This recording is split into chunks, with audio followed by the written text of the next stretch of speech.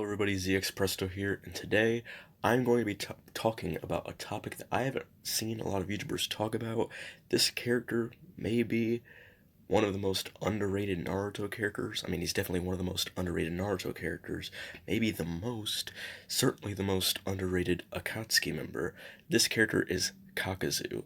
So, many things that I hear people underestimate him with are his strength, and also I want to discuss how he is by far one of the most unique characters in the entire Naruto series, because he just has all these weird powers.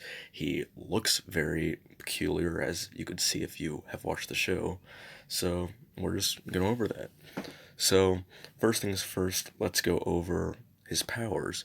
So as you can see, he fights with these weird kind of tendril things that like come out of his body, and they're usually in between like different parts of his body, like his wrists and his forearms and elbows, almost as if they hold his joints together. And he can make them come out of his body and attack, and he can detach his body parts.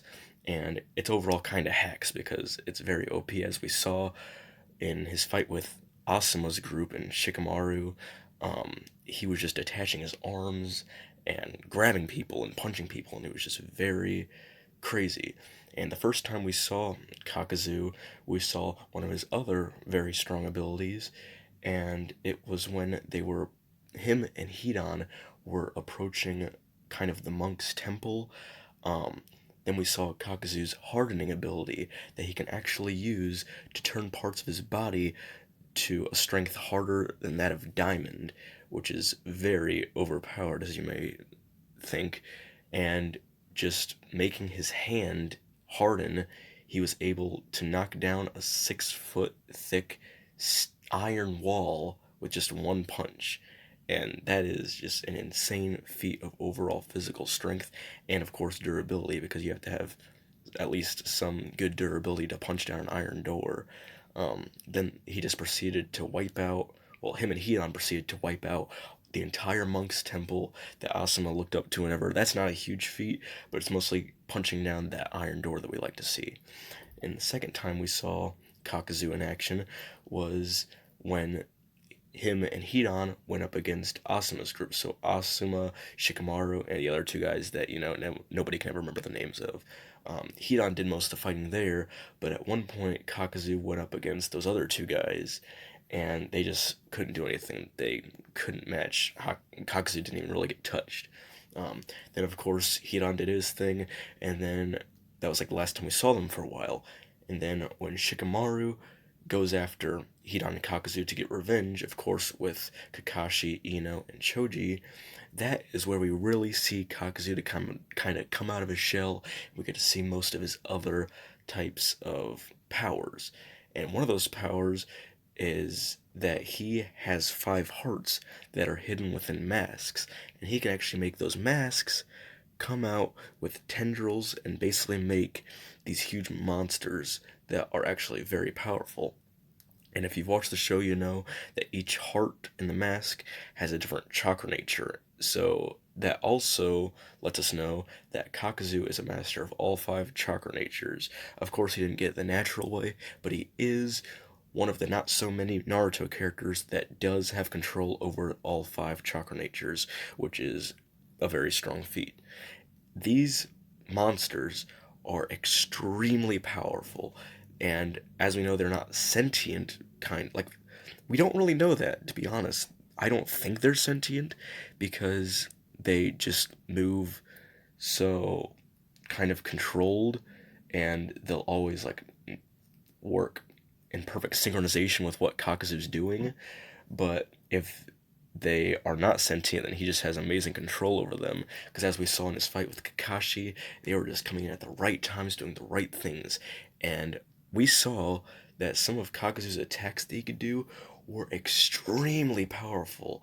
One of the main attacks that he did was called Searing Migraine, which is a fire type attack, which is probably the most powerful jutsu we had seen thus far in the Naruto series. I mean, he shot fireballs that made such an explosion. It was so extremely large that, at least when I saw the series for the first time, I was just like, what how do characters this strong exist?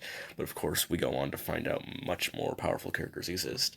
Um, and he's just smacking around Kakashi, Choji, and Ino like they just cannot compare. And then Kakashi ends up taking out one or two more of his masks, and then Kakuzu goes into another form, which is this one. It makes it to where all the masks go back inside of him, and there's tendrils outside, like all of his arms detached. It's very weird, and they do not explain it much.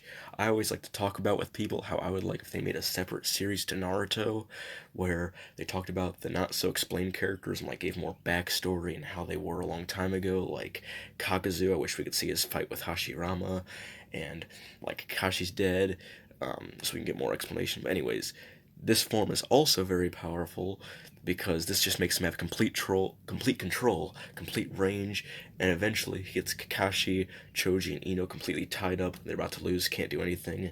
And then Naruto comes in with Yamato, Sakura, and Sai, and that's basically where the table is turned for Kakuzu. It takes Naruto a couple tries with his new Rasen Shuriken, but eventually he gets in there and destroys Kakuzu. Now, I personally think that it's kind of luck based and almost borderline plot armor that Naruto came in with this new jutsu at the right exact time and just came up with it, and it has durability negation.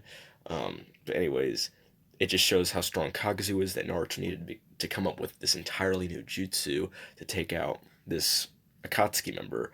Um, and this far in the show, we had never even seen any character close to as strong as Kakuzu. I mean, just everything he did was beyond anything. I mean, we never really saw a character that was strong enough to absolutely beat Kakashi other than Itachi, and Itachi never really got even this close to killing Kakashi, especially when Kakashi had his Mangekyo Sharingan. Um, but one thing I will say that a lot of people don't talk about is since Kakuzu can harden his body to such an extent that's that of diamond, I would go as far as to say there are some like higher level characters in the show that I think Kakuzu could beat, even though they scale much higher than him. I think he could beat them due to just his overall hacks, because I think any character that scales very highly in the Naruto series would lose to Kakuzu if they don't have durability negation. Like there's some characters like Might Guy. I think if the circumstances are right, Kakuzu could beat 8 Gates Might Guy, because Might Guy just has his physical attacks, and he could do Night Guy or whatever he wants to Kakuzu, and if Kakuzu's hardened, Might Guy's just going to break himself. There's not really anything he can do. Same with, of course, characters like Rock Lee. I don't see characters like Neji beating him, Sakura.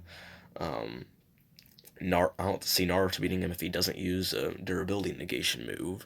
Um, and it's just overall crazy. I mean, the damage that Kakuzu can output with his attacks, making nearly nuke-size explosions, and the durability hacks, and just overall like physical feats of strength. Like when he was going up against Kakashi, Ino, and Choji, he stopped a human bowler with one hand from Choji, I think without even hardening himself, and that's very impressive. We've never seen a character do anything like that in the show yet.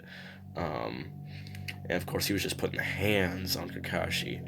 Um, and I think he would actually stand a better chance in this battle against Naruto if he didn't go in this form.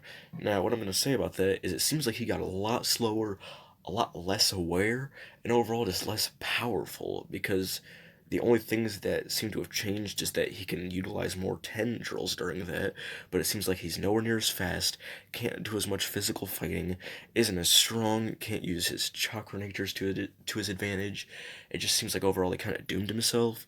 But of course, it's part of the plot where he has to get defeated by Naruto and stuff. I get that.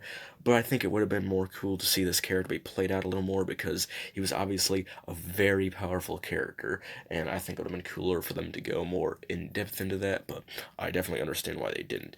I just want people to understand how powerful this character was despite his little amount of screen time. Anyways, that's been this video.